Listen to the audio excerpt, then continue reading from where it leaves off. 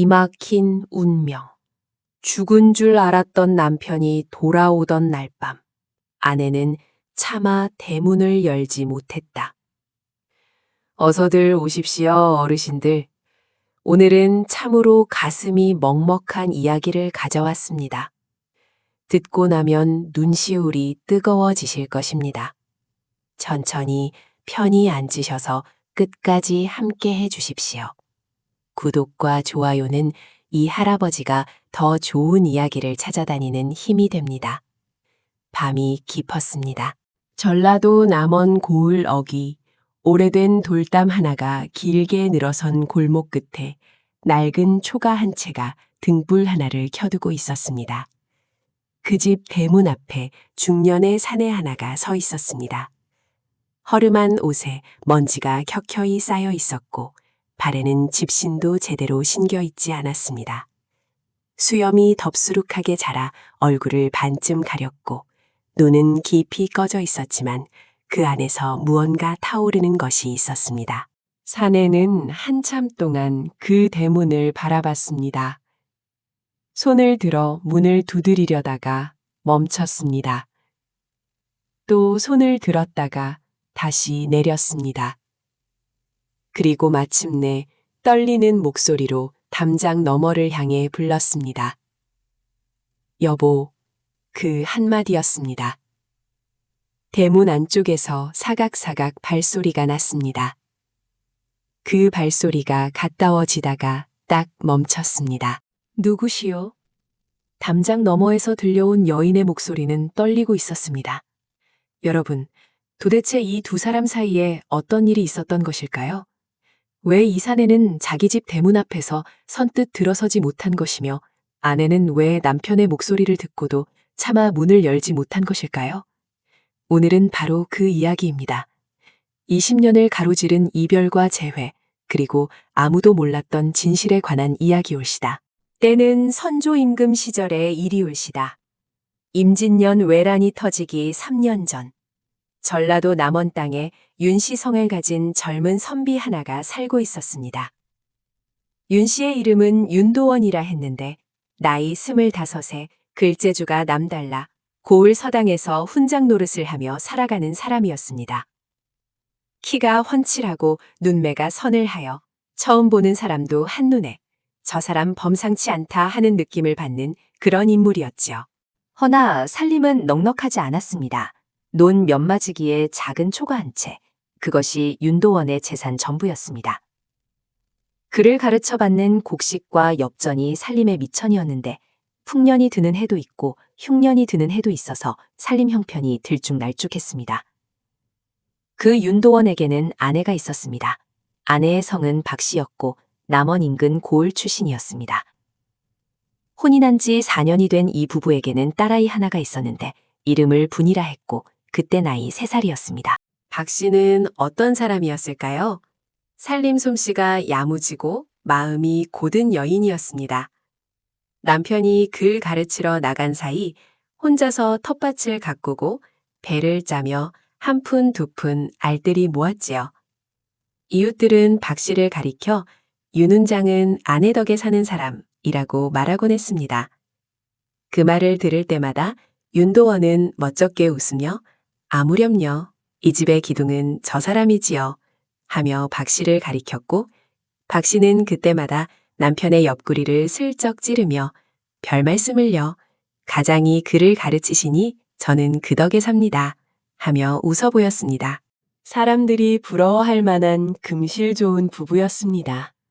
두 사람은 저녁이면 마당에 멍석을 깔고 나란히 앉아 별을 보며 이런저런 이야기를 나눴습니다. 도원 씨, 우리 분이가 좀 더 크면 한양 구경 한번 가보고 싶소. 그러고 말고요. 내년에 한번 가봅시다. 내년이요? 한양이 코앞인 줄 아시오? 허허, 그럼 모레쯤 가죠. 허허허. 그런 부부였습니다. 임진년이 오기 전까지는 말이지요. 임진년, 그해 4월에 외적이 쳐들어왔다는 소식이 바람처럼 온 나라를 덮쳤습니다. 처음에는 먼 나라 이야기 같았습니다. 부산이 떨어지고 동네가 불탔다는 말이 들려왔지만 전라도 남원까지 무슨 일이야 있겠느냐 싶었습니다. 허나 불길은 빠르게 번졌습니다. 외적이 한양을 점령했다는 소식이 들려오더니 얼마 지나지 않아 전라도로도 왜군이 몰려온다는 급보가 날아들었습니다. 윤도원은 그때 서당 마루에 앉아 아이들에게 글을 가르치고 있었습니다. 급보를 가져온 이웃 사내나 숨을 헐떡이며 말했습니다. 윤훈장, 큰일 났소. 외적이 금산 쪽으로 내려온다 하오. 고을 사람들이 피란을 준비하고 있소이다. 그날 저녁 윤도원은 박 씨를 불러 앉혔습니다. 등잔불 아래 마주 앉은 두 사람의 얼굴에 그림자가 짙게 드리워져 있었습니다. 여보, 피란을 떠나야 할 것 같소. 어디로 가면 좋겠소? 당신은 분이를 데리고 먼저 당신 친정 쪽으로 피하시오. 나는 고을 의병 모집에 이름을 올렸소. 박 씨의 눈이 가늘어졌습니다. 의병이라고요? 그렇소. 나라가 이 지경인데 글 가르치는 사람이라고 어찌 가만히 있겠소. 박 씨는 한동안 말이 없었습니다. 남편의 손을 꼭 잡았다가 천천히 놓았습니다. 언제 돌아오실 수 있겠소? 윤도원은 잠시 망설였습니다. 외적이 물러나는 대로 돌아오겠소. 오래 걸리지 않을 것이오. 약속하시오. 약속하오. 그 약속이 이 두 사람의 마지막 이야기가 될 줄은 그때는 아무도 몰랐습니다. 이튿날 새벽, 박 씨는 3살배기 분이를 등에 업고 남원 고을을 떠났습니다. 뒤를 돌아보니 남편 윤도원이 대문 앞에 서서 손을 흔들고 있었습니다. 박 씨도 손을 흔들었습니다. 그게 마지막이었습니다. 박 씨가 친정 고을로 피란을 떠난 뒤 소식이 끊겼습니다. 처음 반년은 그래도 기다릴 수 있었습니다. 전쟁이 났으니 소식이 닿지 않는 것이 이상한 일이 아니었지요. 그러나 한 해가 지나고 2해가 지나도록 아무런 소식이 없었습니다. 박 씨는 전쟁이 어느 정도 잦아든 뒤 남원 고을로 돌아왔습니다. 초가는 불에 타 반쯤 무너져 있었고 마당에는 자풀이 무릎까지 자라 있었습니다. 남편이 없었습니다. 박 씨는 이웃을 찾아다니며 물었습니다. 윤도원 훈장이 어찌 됐는지 아시오? 이웃들은 하나같이 고개를 저었습니다. 의병에 나갔다가 외적에게 잡혀갔다는 말을 들었소. 외놈들한테 끌려갔다 하더이다. 전사했다는 말도 있었소. 정확한 것을 아는 사람이 없었습니다. 박 씨는 더 수소문했습니다. 함께 의병에 나섰던 사람들을 찾아다니며 물었습니다.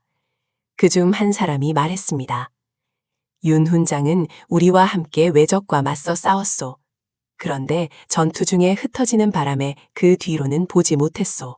살았는지 죽었는지 나도 모르오. 또 한 사람은 이렇게 말했습니다.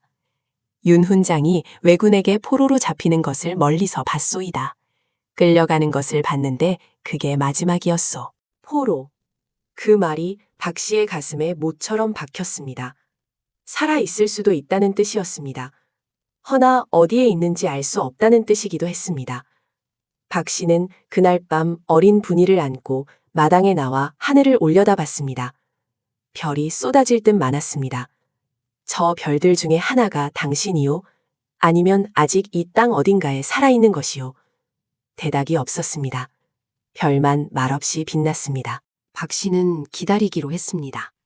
반년을 더 기다렸습니다. 한 해를 더 기다렸습니다. 3년이 지났습니다. 그동안 마을에서는 박 씨에게 여러 말이 들려왔습니다. 박 씨, 이제 그만 기다리고 새 살림을 차리시오.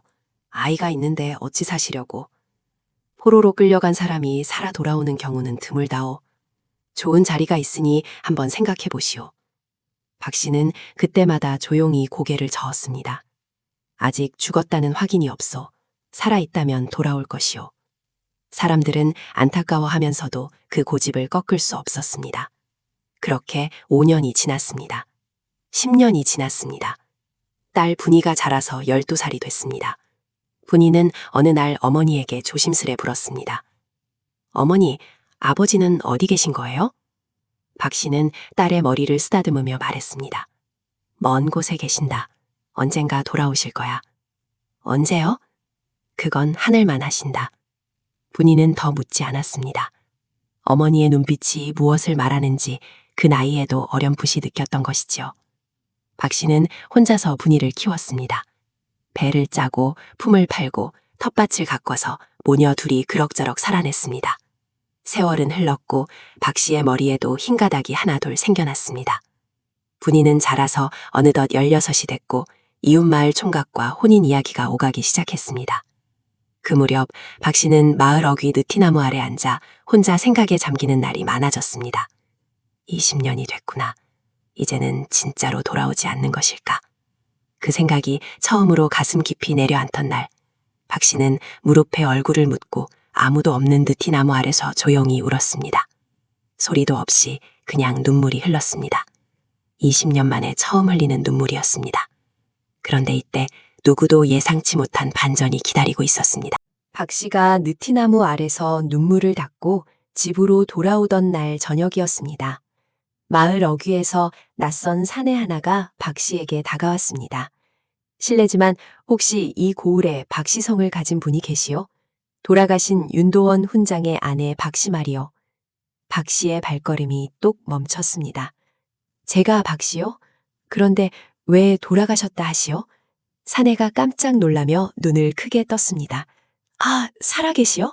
이거 실례를 했소이다. 그 사내는 북쪽에서 내려온 장수였습니다. 이름은 김석이라 했고 젊은 시절 같은 의병대에서 싸웠던 사람이었습니다. 전쟁이 끝난 뒤 북쪽에서 자리를 잡고 살다가 고향 쪽으로 내려오는 길에 들른 것이었지요. 윤도원 훈장을 아시오? 알다마다요. 같이 싸웠소이다. 그이가 살아있소? 그 물음에 김석이 표정이 굳어졌습니다. 마님, 잠깐 앉아서 이야기를 들으시겠소? 박 씨의 가슴이 쿵 내려앉았습니다. 김석의 이야기는 이러했습니다. 임진년 전투 중에 윤도원은 왜군에게 포로로 잡혔습니다. 그것까지는 이미 알려진 사실이었습니다. 포로가 된 윤도원은 외국 땅으로 끌려갔습니다. 스시마 섬을 거쳐 외국 본토로 보내진 것이었지요. 그곳에서 윤도원은 외국 지방 영주의 땅에서 노비로 살았습니다. 그를 아는 덕분에 죽임을 당하지는 않았지만 이름도 빼앗기고 말도 통하지 않는 이국 땅에서 하루하루를 버텨야 했습니다. 그것을 어찌하시오? 저도 잠시 포로로 잡혔다가 도망쳐 나왔소이다. 그때 윤 훈장이 그쪽에 있다는 것을 알았소. 그러나 같이 도망칠 여유가 없었소이다. 박 씨는 두 손을 무릎 위에 모은 채 한마디도 하지 않고 듣고 있었습니다. 그 뒤로는 소식을 알 수 없었소이다. 살아있다면 아직도 외국 어딘가에 있을 것이오. 죽었다면 그것도 모르겠소이다. 김석이 조심스레 덧붙였습니다. 마님, 외국에 잡혀간 사람 중에 고국으로 돌아온 사람이 덜어 있긴 하오. 허나 20년이 넘었으니 그 말끝을 박 씨는 듣지 않아도 알고 있었습니다. 20년이 넘었으니 이제는 기대하기 어렵다. 그 말이었지요. 박 씨는 그날 밤 잠을 이루지 못했습니다. 등잔불을 켜두고 방 안에 홀로 앉아 남편이 의병에 나서던 날 아침을 떠올렸습니다. 남편의 손이 생각났습니다. 글을 많이 써서 굳은 살이 박인 손. 그 손이 자신의 손을 마지막으로 잡았을 때의 온기가 아직도 손바닥에 남아있는 것 같았습니다. 외국 땅 어딘가에서 아직 살아있는 것인가요? 아니면 이미 저 세상에서 나를 기다리고 있는 것인가요? 밤새 대답 없는 물음을 던지다가 박 씨는 새벽에 그만 깜빡 잠이 들었습니다. 그 꿈에서 남편이 나왔습니다. 젊었을 때 모습 그대로였습니다. 환하게 웃으면서 손을 흔들고 있었는데 박 씨가 달려가려 하면 남편은 자꾸만 뒤로 물러나 점점 멀어졌습니다. 도원 씨, 도원 씨! 아무리 불러도 닿지 않았습니다. 잠에서 깨어나니 눈물이 두 뼘을 흥건히 적시고 있었습니다. 박 씨는 그 꿈을 이상하게 여겼습니다. 20년 만에 처음 꾼 남편 꿈이었기 때문이었지요. 무언가 일어날 것만 같은 묘한 예감이 있었습니다. 허나 그 예감이 이런 방식으로 들어맞을 줄은 박 씨 자신도 몰랐습니다. 꿈을 꾼 지 닷새째 되던 날 밤이었습니다. 박 씨는 저녁을 먹고 분이와 함께 앉아서 내년 봄에 있을 분이의 혼례 이야기를 나누고 있었습니다. 그때 대문 밖에서 발소리가 났습니다. 처음에는 지나가는 사람인가 싶어 대수롭지 않게 여겼습니다. 그런데 발소리가 대문 앞에서 멈췄습니다. 그리고 한참 동안 아무 소리가 없었습니다. 박 씨가 이상하게 여겨 방문을 열고 마당으로 나서려는 순간이었습니다. 여보! 낮고 떨리는 목소리가 담장 너머에서 들려왔습니다. 박 씨는 그 자리에 굳어버렸습니다. 그 목소리. 20년이 지났고 쉰 되다 갈라지고 낮아졌지만 박 씨는 알았습니다.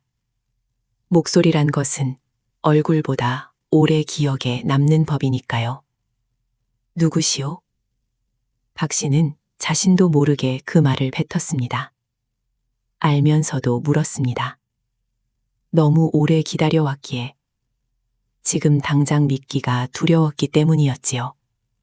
나요, 도원이요. 대문 너머에서 그 한마디가 들려왔습니다.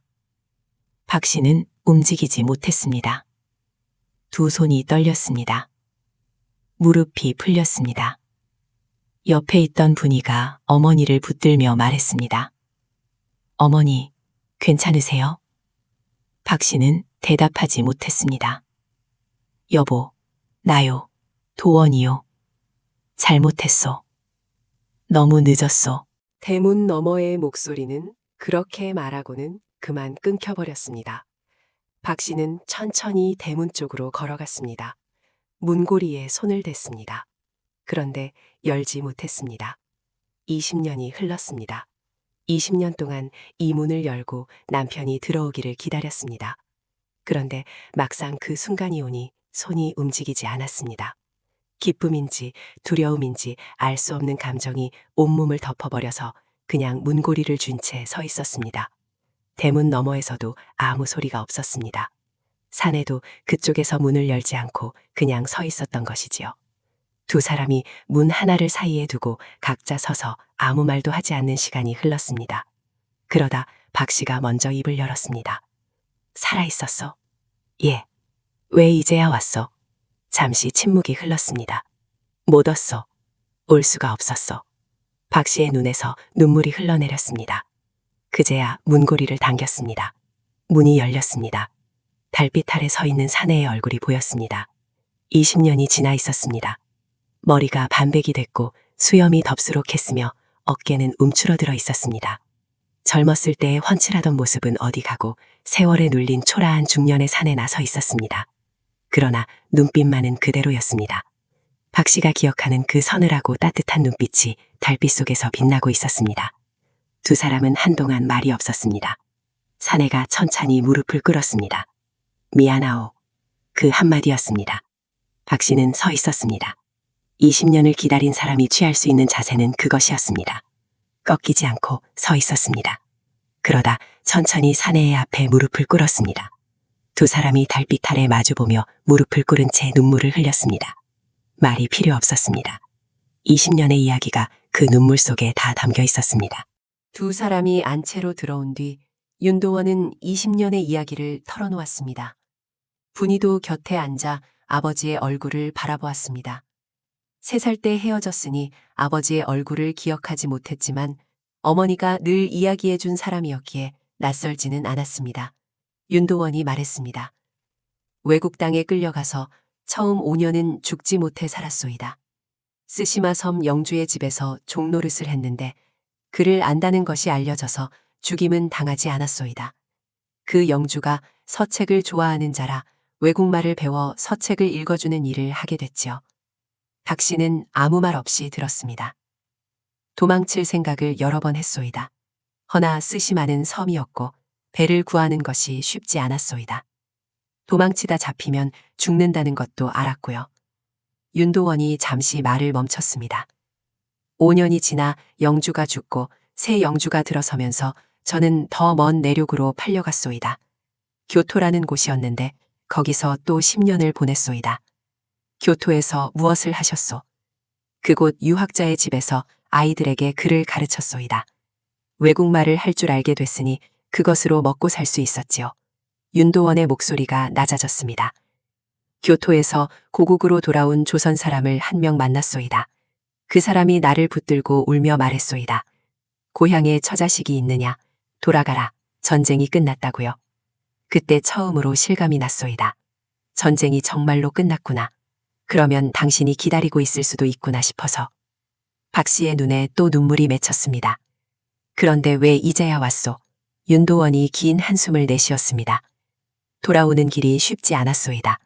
배편을 구하는 것도 어려웠고 외국 관리들의 눈을 피하는 것도 어려웠소이다. 그것이 새해가 걸렸소이다. 그러면 3년 전에 전쟁이 끝났다는 것을 알았단 말이요. 그렇소이다. 그리고 3년 뒤에야 왔단 말이요. 그렇소이다. 박 씨는 한동안 말이 없었습니다. 무언가 더 물어볼 것이 있는 것 같았지만 그냥 입을 다물었습니다. 윤도원이 고개를 숙이며 말했습니다. 여보, 사실 한 가지 더 말해야 할 것이 있소이다. 박 씨의 눈빛이 달라졌습니다. 무엇이요? 윤도원은 쉽게 말을 꺼내지 못했습니다. 한참을 망설이다가 천천히 입을 열었습니다. 교토에서 10년을 지내는 동안 저를 아낀 외인 유학자가 있었소이다. 그 집에서 그의 딸이, 그 아이가 저를 많이 따랐소이다. 박 씨의 손이 무릎 위에서 천천히 주먹을 쥐었습니다. 그래서요.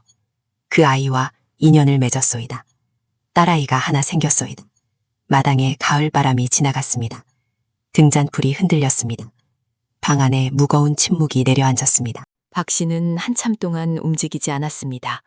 분이는 숨을 죽이고 어머니를 바라봤습니다. 윤도원은 고개를 들지 못했습니다. 침묵이 길어졌습니다.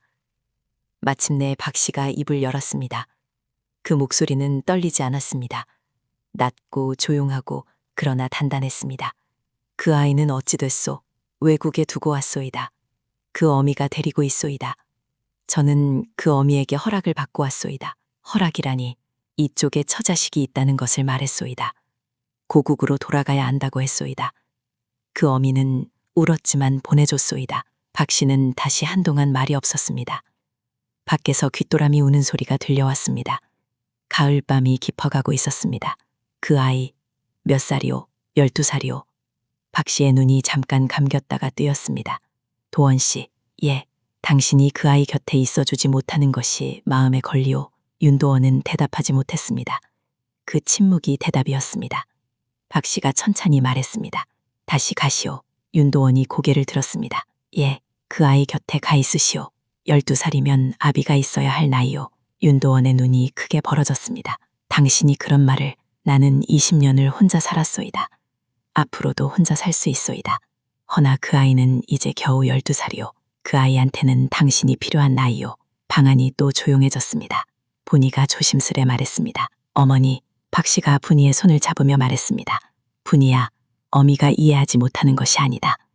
다만 세상에는 어미보다 더 약한 사람이 있는 법이야. 그 아이가 그렇소이다. 윤도원의 눈에서 눈물이 흘렀습니다. 여보, 나는 당신 곁에 있고 싶소이다. 20년을 당신만 생각하며 살아왔소이다. 당신도 분이도 보고 싶어서 이 먼 길을 왔소이다. 박 씨가 조용히 고개를 끄덕였습니다. 알소이다. 나도 알소이다.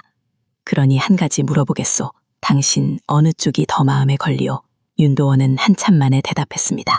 그 아이가 마음에 걸리오이다. 어미는 강한 사람이오. 허나 그 아이는 제 손으로 거두어야 할 것 같소이다. 박 씨가 고개를 한번 끄덕였습니다. 그러면 가시오. 그 말은 짧았지만 그 안에 담긴 것이 얼마나 많은지 방 안에 있던 모두가 알았습니다. 그날 밤 세 사람은 밥 한 상을 함께 먹었습니다.